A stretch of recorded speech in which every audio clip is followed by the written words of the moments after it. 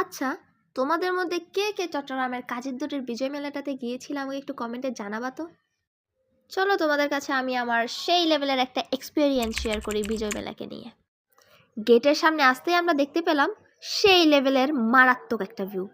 মানে ভাই এত কম মানুষ, এত কম মানুষ, মানে এত কম মানুষ কেন আসছে মেলাতে? আরো কিছু মানুষ আসতো তাই না? প্রায় 10 মিনিট হাঁটার পরে আমরা একটা দোকানে দাঁড়ানোর মতো জায়গায় পাইছি।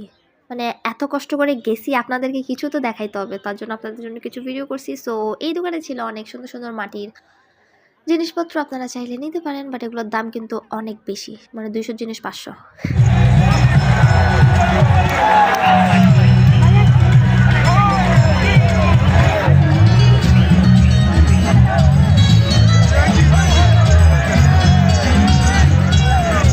তারপরে আমরা ভাবলাম কিছু একটা খেয়ে নিই, বাট খাবার দেখেও আমরা হতাশ।